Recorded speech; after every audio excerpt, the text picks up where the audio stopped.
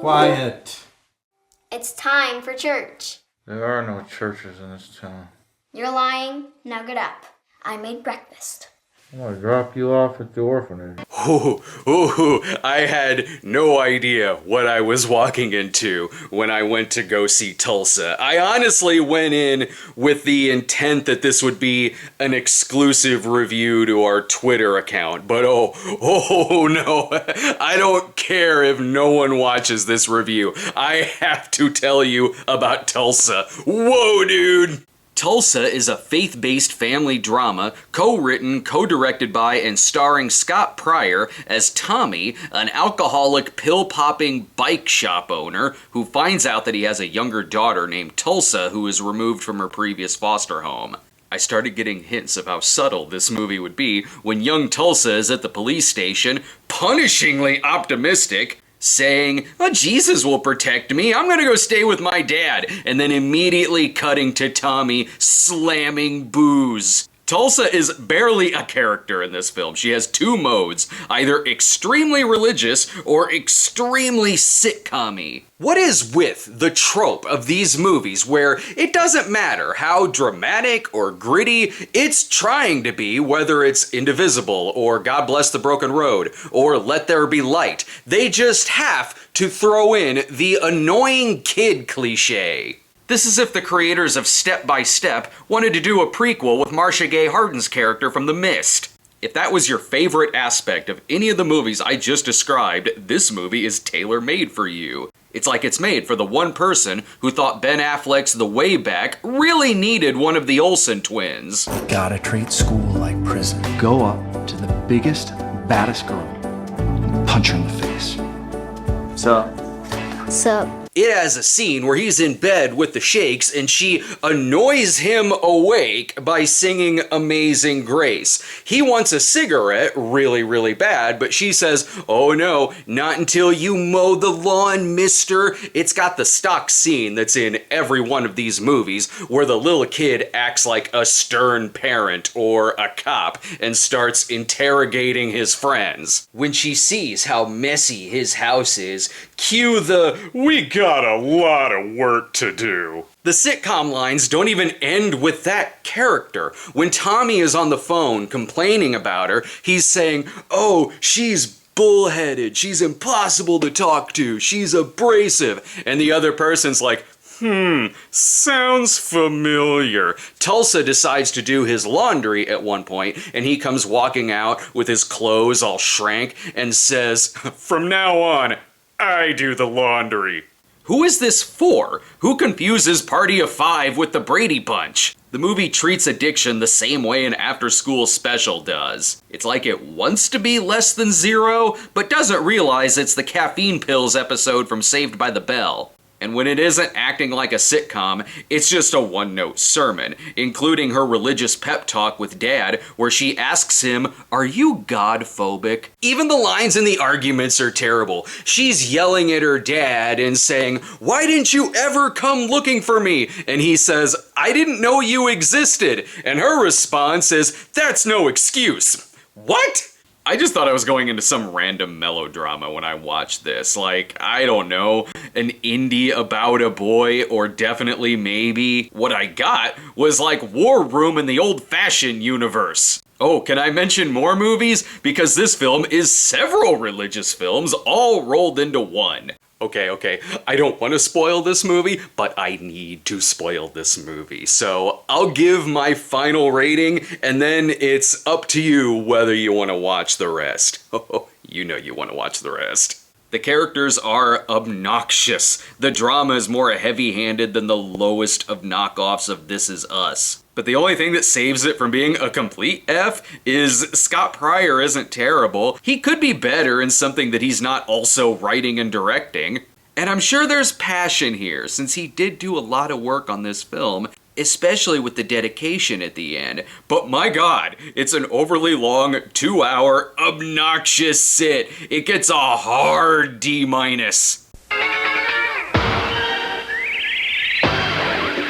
Okay, let me roll up my sleeves here for spoiler talk. All right. I got a lot to cover right here.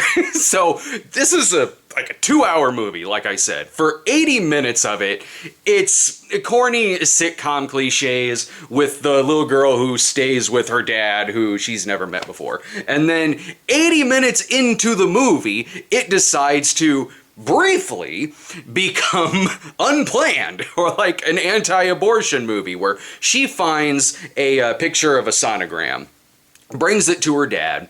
She's yelling at him saying, you actually did know about me. You knew I existed and you never came looking for me. And he goes, that's actually not you. She's like, what? He goes, that's your brother. I have a brother. No, he's dead. And it cuts to 5 years earlier, where it's my favorite shot of this movie, where he is with his ex-girlfriend 5 years ago, even though they all look exactly the same, but it's 5 years ago.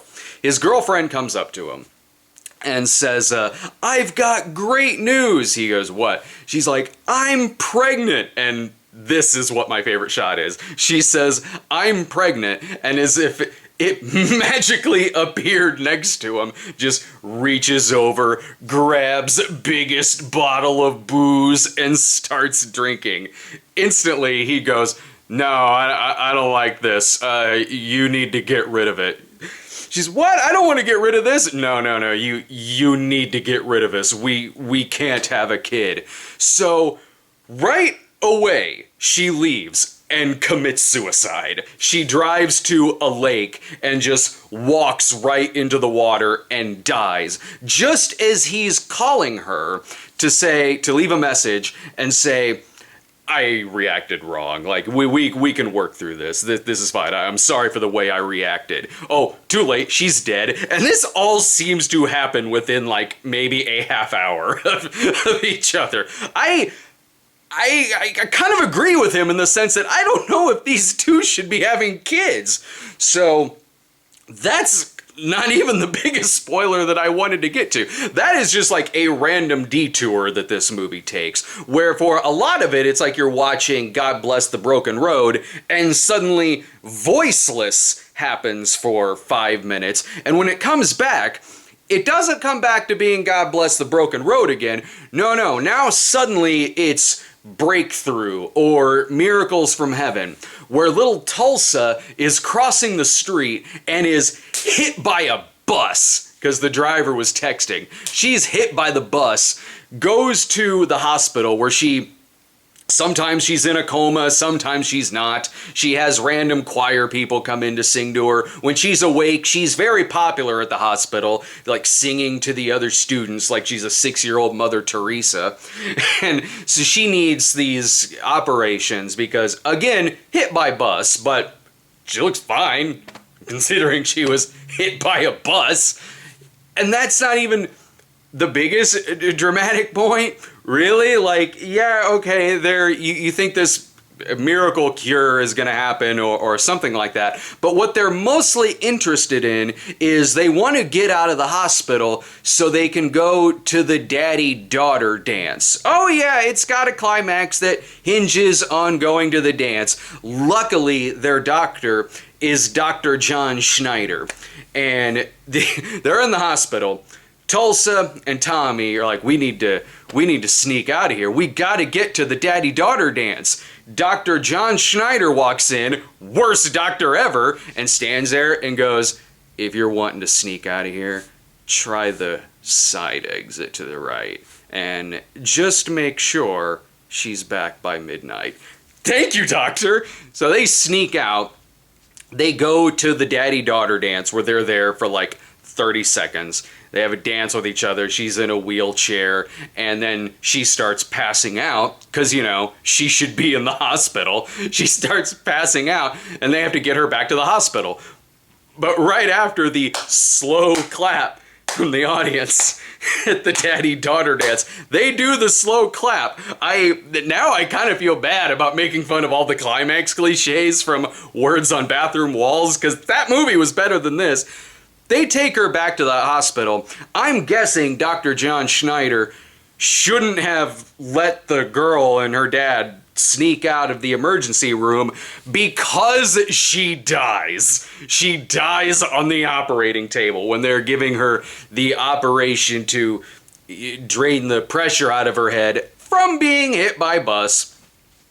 She dies. So it's okay. It doesn't totally end terrible. I mean, yeah, Tulsa's dead, but at the beginning of the movie, when she's taken out of the foster home, she had a foster brother who they mention a few times throughout the movie.